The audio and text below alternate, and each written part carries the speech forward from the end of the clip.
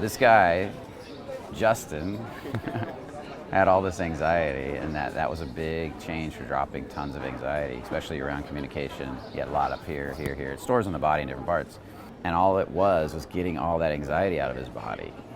And then it allowed all that natural talent to shine. It's the same thing I see in one of our other clients that was here this week, where some people have to be put back together. You have to glue all the pieces back together and then help them, I'm not doing it, I show them, and they have to do it to themselves. If they don't do it themselves, it won't stick.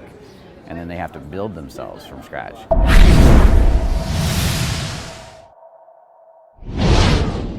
Well, most people know that they're tuning in because that something is missing in their life. They know that they need help. Mm-hmm. So they're tuning in, they're looking to you, they have admiration for you, and then they can't help but wanting to go on to that next step, Yeah. which I think is a good way of not coming in for the hard sale. Yeah. And you need this because you're lacking it, this, and the other. What is a hard sell? I mean, you just said it. There are people that do it. There are people that can kind of... We do a little bit of, Dave does a little bit of a hard sell, and I've done it, but is it a hard sell? It's, because what we do is we step into the tension really hard with the guys because that's what we teach. And we hold them in it, but it's really, I think it's the mentality behind the hard sell. Because when we do it, the mentality is to get you to a yes or a no, and it doesn't have to be a yes, or that's the way I do it at least. But being on the fence is one of the most unhealthy things you can do because your life goes nowhere and sits in limbo. So our goal is let me help you get to a yes or a no. It's a no is fine. Tell me no. You don't want to do this. And they have a hard time doing that. And then I know there's something in there for them. But and to me, that whole process in and of itself has a lot of tension in it. So it could be perceived as a hard sell, but what it really is, and it's what's amazing, is how much people will grow out of that. Facing that. Even if they don't buy, they might get this huge growth. If they buy, they get this huge growth because it's really a therapeutic process getting them almost, I don't want to say therapeutic, but it's a growth process getting them to a yes or a no. Just make a decision in your life, man. And can you name examples of people who have jumped off that fence and can do yes and no, that have grown, and you've seen that happen, and no longer sit back and are complacent? I'm thinking of one. I'm trying to remember who it was. I walked in the room.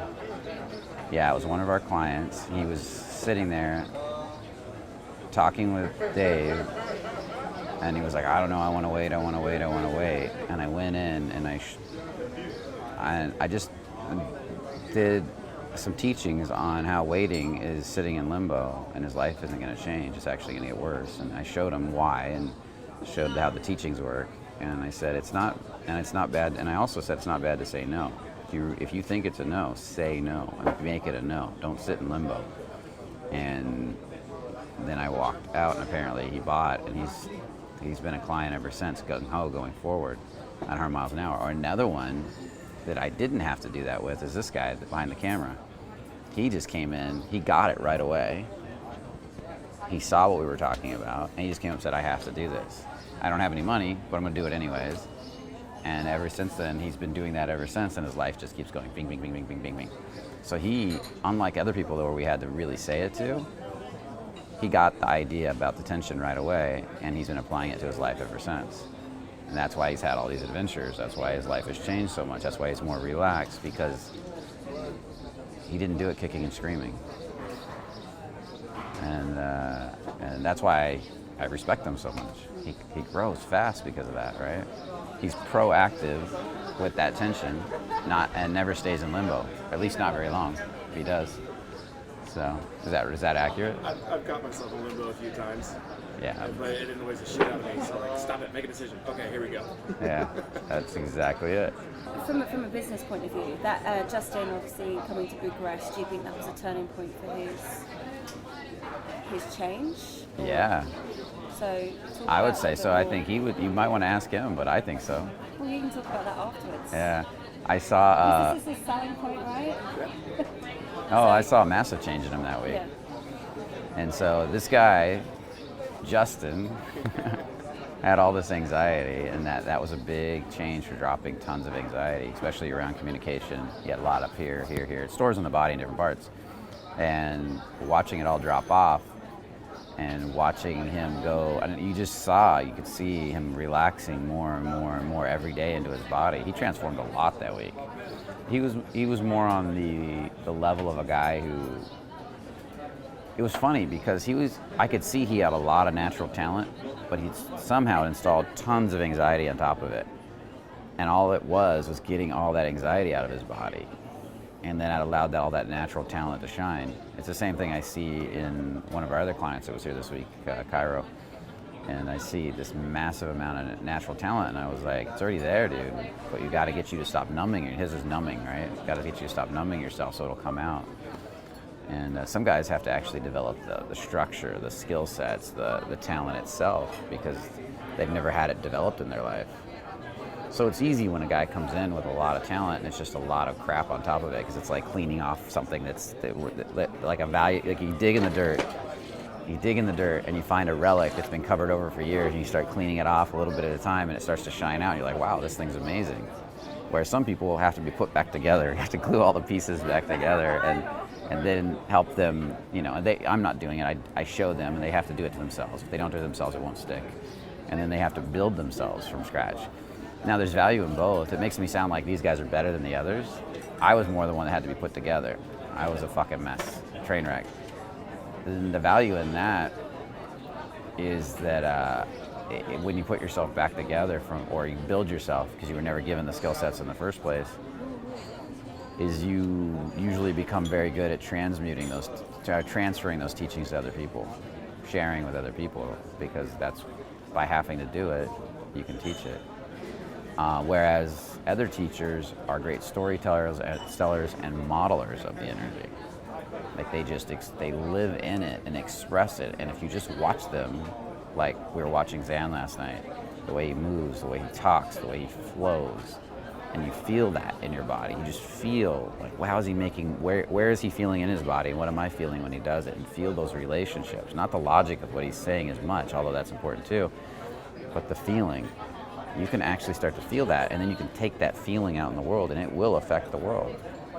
And then there's a beingness in that, a beauty in that, and I love it. And so I love to sit and watch people that have already got it. I'll watch, even if they can't explain it. Like when I first met Dave, he had a certain groundedness abilities, and I would see how they were unique in him, unlike any other naturals. And I don't know that he could explain it at all, because it was part of who he was throughout his whole life. He developed it as a little boy, so there was no logic behind it. And I would sit and watch Dave move and walk, talk how he grounded things, and I'd just like, okay, I see what he's doing. I see what his body's doing.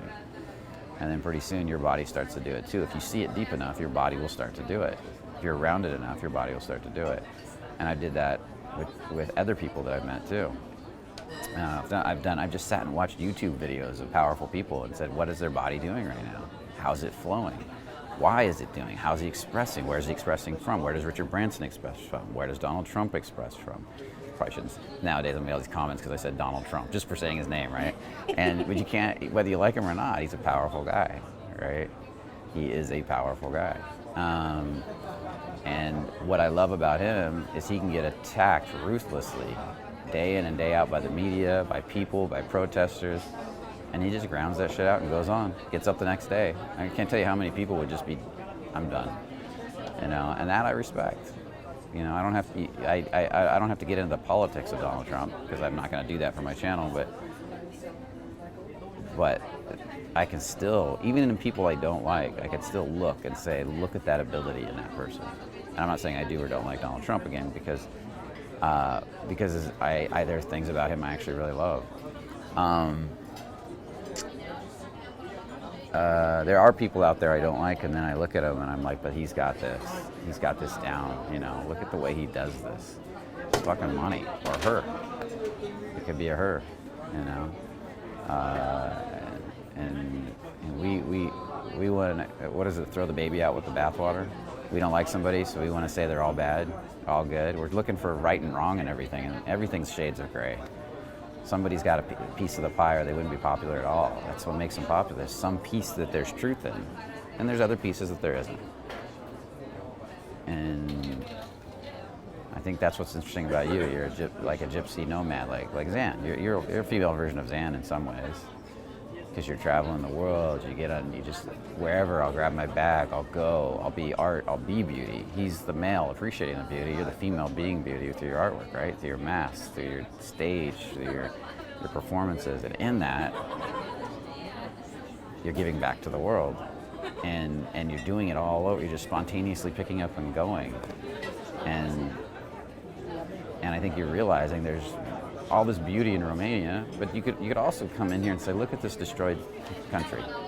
Look at all the problems they had. They came out of communism. Look at these old communist buildings they built. This place needs a lot of work. I'm not coming back here for 20 years. Or you could really look at it and you could see the subtleties and all the dirt that's being cleaned off of all these artifacts and how they're just being discovered, and there's not a million people staring and looking at each one right now, and that gives you a chance to really take it in and really breathe it in.